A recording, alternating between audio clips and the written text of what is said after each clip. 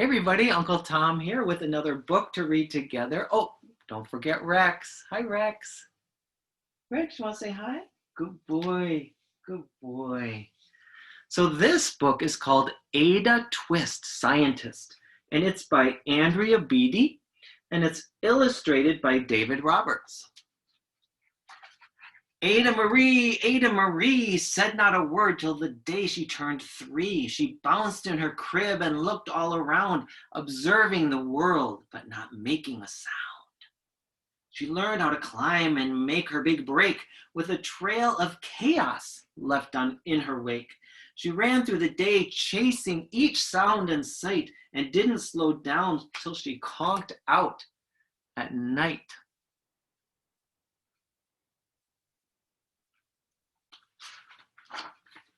Her parents were frazzled but tried not to freak as Ada grew bigger and still did not speak. Clearly young Ada, with lots in her head, would have something to say when it ought to be said.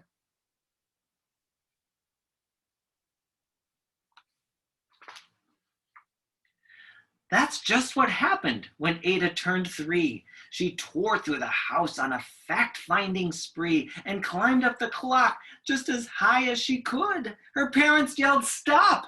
as all good parents would. Ada's chin quivered, but she did not cry. She took a deep breath and she simply asked, "Why?"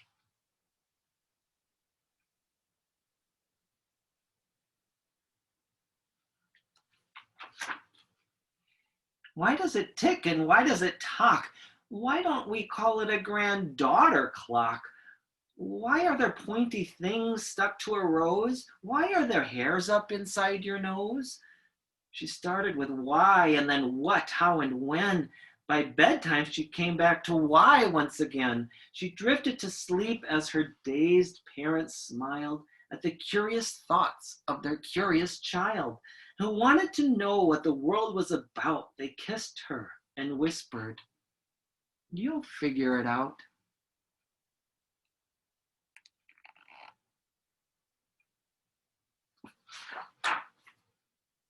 Her parents kept up with their high-flying kid, whose questions and chaos both grew as she did.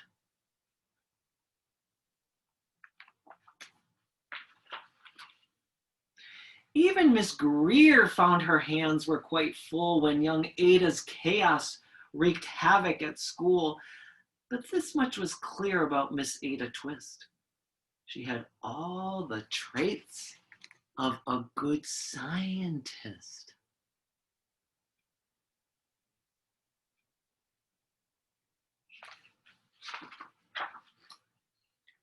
Ada was busy that first day of spring, testing the sounds that make mockingbirds sing, when a horrible stench whacked her right in the nose, a pungent aroma that curled up her toes. "Zowie," said Ada, which got her to thinking, what is the source of that terrible stinking? How does a nose know there's something to smell? And does it still stink if there's no nose to tell? She rattled off questions and tapped on her chin. She'd start at the start where she ought to begin. She started at the start where she ought to begin. A mystery, a riddle, a puzzle, a quest. This was the moment that Ada loved best.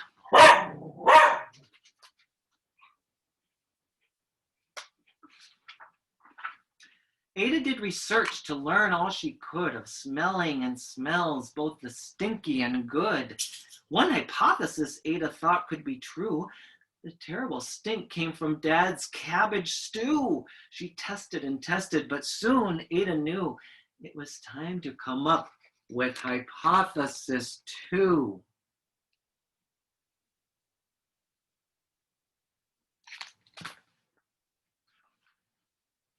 Then zowish, the stink struck again, just like that. Hypothesis 2, it's caused by the cat.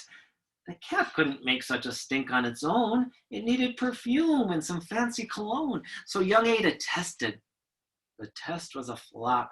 She started again, but her parents yelled, "Stop!"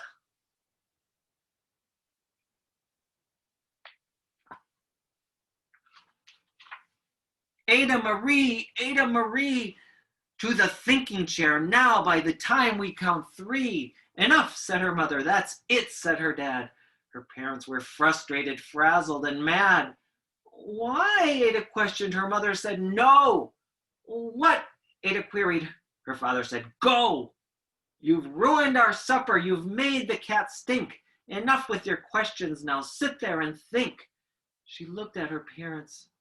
Her heart turned to goo. Poor Ada Twist didn't know what to do.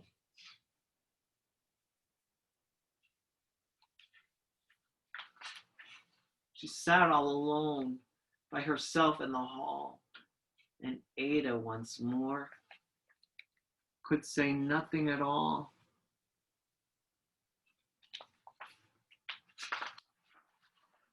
And so Ada sat, and she sat, and she sat, and she thought about science and Stu and the cat, and how her experiments made such a big mess.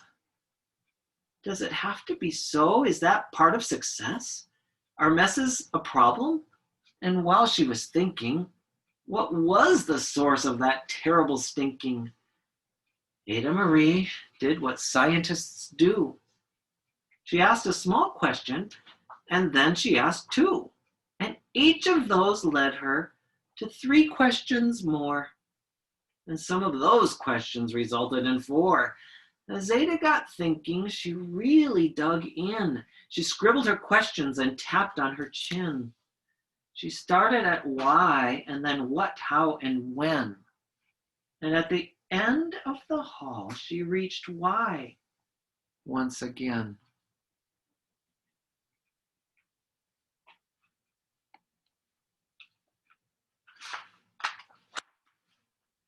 Her parents calmed down and they came back to talk. They looked at the hallway and just had to gawk. No patch of bare paint could be seen on the wall. The thinking chair now was the great thinking hall. They watched their young daughter and sighed as they did. What would they do with this curious kid who wanted to know what the world was about? They smiled and whispered, we'll figure it out.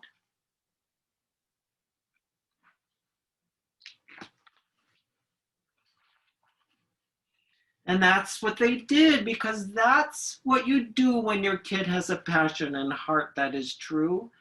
They remade their world. Now they're all in the act of helping young Ada sort fiction from fact. She asks lots of questions. How could she resist? It's all in the heart of a young scientist.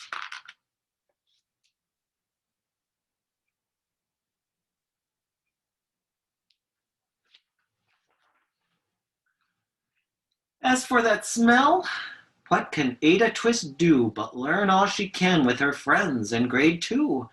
Will they discover the stink that curls toes? Well, that is the question. And someday, who knows?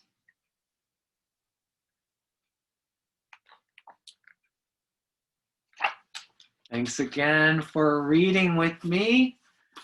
As Bo, my dad, would say, be good to each other. And that means be good to yourself, be good to your parents, be good to your teachers, be good to the other students in your classes, be good to your brothers and sisters and your grandparents and your aunts and your cousins and your neighbors, all your friends.